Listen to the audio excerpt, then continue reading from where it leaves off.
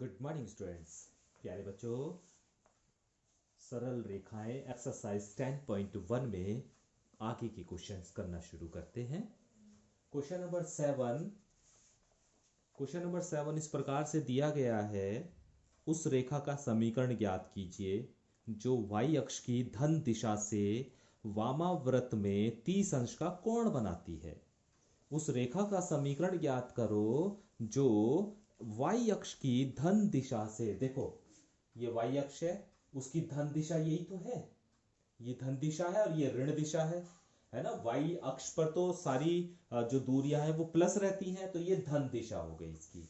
और इससे वामाव्रत, वामाव्रत मतलब एंटी क्लॉकवाइज, एंटी क्लॉकवाइज उल्टा, इधर को 30 अंश का कोण बनाती है। तो वो रेखा ये है प्यारे बच्चों, ये रेखा है जो y अक्ष की धन दिशा से 30 अंश का कोण इधर को बनाती है, वामाव्रत दिशा में, एंटी क्लॉकवाइज में। अगर कहता दक्षिणाव्रत में तो इधर को करते हम, लेकिन अभी वामाव्रत में कहा है इसलिए हमने इसे इधर लिया है। ठीक है। और ये कोण जो बनाती है ना इसकी धन दिशा से, वो 30 अंश का कोण बनाती है। तो ये रेखा इस y अक्ष के साथ 30 अंश का कोण बना रही है। ठीक है। हमें रेखा का समीकरण ज्ञात करना है। तो प्यारे बच्चों, रेखा का समीकरण आपको बताया गया है, y बराबर mx प्लस सी होता है। ठीक है। अब m यानी ढाल यानी प्रवणता निकालने के लिए आपको थीटा की जरूरत पड़ती है, और थीटा होता है रेखा का x अक्ष से झुकाव। रेखा का x अक्ष से झुकाव यानी इस रेखा के और x अक्ष के बीच का कोण, जिसे हम थीटा से प्रेजेंट करते हैं। तो प्यारे बच्चों, ये तो 90 हो गया देखो, और ये 30 बता रखा आपको, तो ये पूरा कोण 120 अंश का हो गया, नहीं हो गया? तो इस रेखा का x अक्ष के साथ जो कोण हो गया वो 120 अंश का हो गया। ध्यान रखिएगा। तो इस रेखा का जो x अक्ष से झुकाव है, कोण है, वो कितना है? 120 अंश का है, अर्थात थीटा का मान 120 अंश है। ठीक है। अब इसकी प्रवणता निकाल लो, इस रेखा की प्रवणता निकाल लो।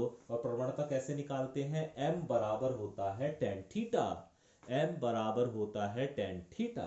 थीटा का मान आप निकाल चुके हो, तो m बराबर हो गया tan 120। अब tan 120 का मान निकालोगे तो ये आ जाएगा माइनस का √3। तो m की वैल्यू आ गई माइनस का √3। अब रेखा का समीकरण, रेखा का समीकरण आपको बताया था ना, y बराबर mx प्लस सी होता है ना। m की वैल्यू आप निकाल चुके हो, तो m की जगह तो m की वैल्यू रख दीजिए। अब ये ध्यान से देखिए प्यारे बच्चों, क्या ये रेखा y अक्ष पर कोई भी अंतःखंड काट रही है, कोई भी दूरी काट रही है?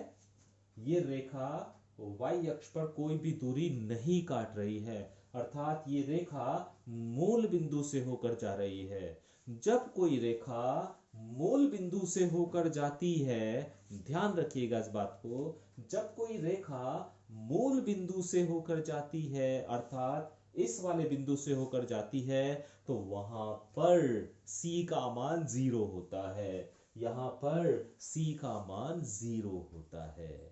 तो यहां पर हमने c का मान 0 रख दिया और m का मान माइनस का √3 रख दिया। तो हमारे पास आ गया y बराबर माइनस का √3x। इसे उठाकर इधर ले आए तो रेखा का समीकरण आ गया y प्लस √3x बराबर 0। तो इस रेखा का जो समीकरण होगा वो होगा y प्लस √3x बराबर 0।